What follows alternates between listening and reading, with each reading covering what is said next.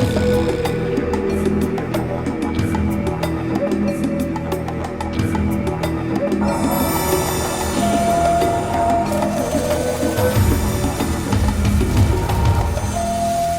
vous parler aujourd'hui d'un sujet extrêmement important, la crucifixion de Jésus-Christ.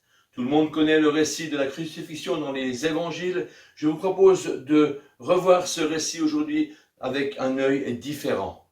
Tout d'abord, on a arrêté Jésus, on l'a humilié et ensuite on l'a battu à mort. Le fouet pour frapper Jésus est une grande lanière de cuir sur laquelle est accroché des fragments d'os, des morceaux de métal, au bout de laquelle se trouve une haltère qui pèse entre 100 à 150 grammes.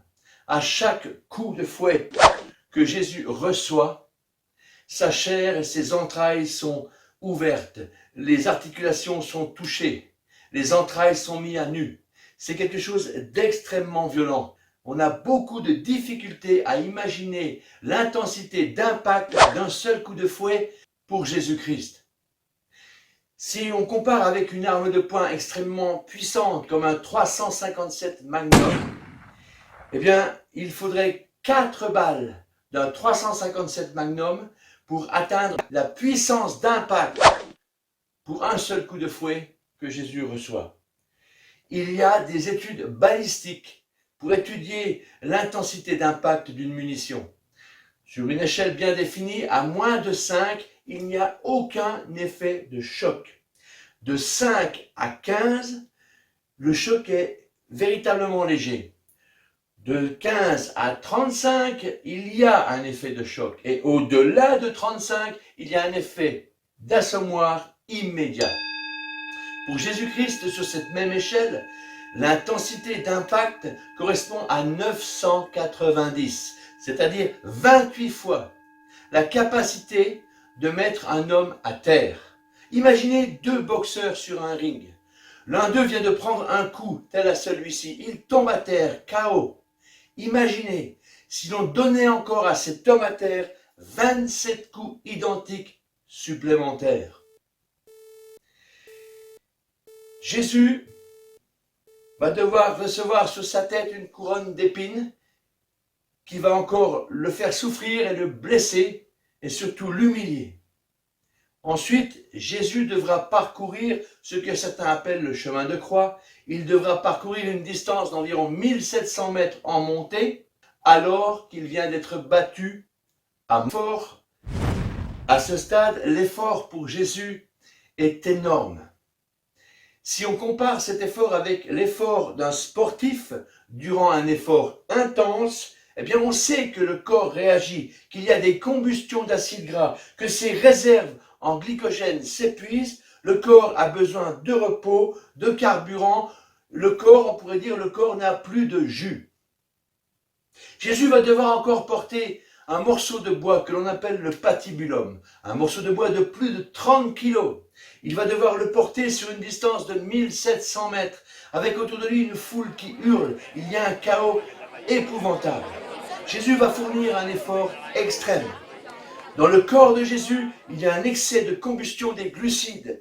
Il est en manque sérieux d'oxygène, ce qui produit un excès d'acide lactique, plus vulgairement appelé une crampe. Jésus a des crampes dans tout le corps. On va prendre un homme, Simon de Cyrène. On va l'obliger à aider Jésus à porter ce morceau de bois. Rassurez-vous, ce n'est pas un geste humanitaire. Tout ceci est calculé. La seule chose qui compte en cet instant, c'est que Jésus arrive vivant sur le lieu de la crucifixion. Rien que le jour où Jésus donne sa vie sur la croix, plus de 30 prophéties le concernant s'accomplissent à la lettre. Jésus va arriver sur le lieu de la crucifixion. Sa peau, ses muscles sont lacérés, son cuir chevelu est déchiré. Jésus a des contusions multiples. Jésus a déjà perdu beaucoup de sang et Jésus respire difficilement. On va maintenant clouer sur les mains, sur les pieds de Jésus, des clous. Les clous ne servent pas à supporter le poids du corps, il y a des cordes pour cela. Les clous ne vont pas accélérer la mort, mais vont surtout le faire extrêmement souffrir. Pour les mains, le clou sera planté entre la paume et le poignet. C'est l'endroit du corps le plus solide, mais c'est aussi le plus fragile. Quand le clou s'enfonce, à coup sûr, il touche ou même sectionne le nerf médian et le pouce aussitôt se replie vers l'intérieur de la main. Et des douleurs énormes montent dans les bras de Jésus. Des douleurs qui seront amplifiées à chaque mouvement. Les jambes du condamné seront légèrement repliées. Les pieds posés à plat sur le bois qui tout à l'heure va être dressé. Les pieds seront croisés, superposés, cloués par un clou unique. La mort sur la croix survient par asphyxie. Les bras tirés en arrière, tout le poids du corps penché vers l'avant. La seule solution pour reprendre son souffle, c'est de pousser sur ses pieds. Et Jésus éprouve une souffrance extrême, extrême. Ce jour-là, c'est un jour historique pour toute l'histoire de l'humanité. Jésus donne sa vie sur la croix. Jean chapitre 19 nous dit que toutes ces choses sont arrivées afin que l'écriture soit accomplie. Jésus prononcera sur la croix plusieurs paroles. Je voudrais vous en partager quelques-unes. Tout d'abord celle-ci. Jésus dira, « Père, pardonne-leur, ils ne savent pas ce qu'ils font. » Même dans la souffrance, même en ces instants, Jésus pardonne à ses bourreaux. Jésus pardonne à tous les hommes et toutes les femmes de la terre parce que Jésus aime tout le monde. Même en cet instant de souffrance, il pense à tout le monde. Il pense à nous, il pense à toi. À un certain moment, c'est comme si le ciel fût fermé pour lui, pour qu'il s'ouvre pour nous. Jésus dira aussi, « Tout est accompli. » Tout est accompli, des paroles qui retentissent encore dans nos cœurs, dans mon cœur, et j'espère qu'elles retentissent aussi dans ton cœur aujourd'hui. Parfois, on voudrait changer de vie, on ne sait pas comment faire, on ne sait pas comment faire. Je veux te le dire, Jésus a payé le prix pour que tu puisses changer de vie aujourd'hui. Il te suffit de croire Jésus-Christ. Tout est accompli, tétélestai, la facture est acquittée, l'œuvre de Jésus est parfaite, il n'y a rien à rajouter, sinon juste le croire, le croire.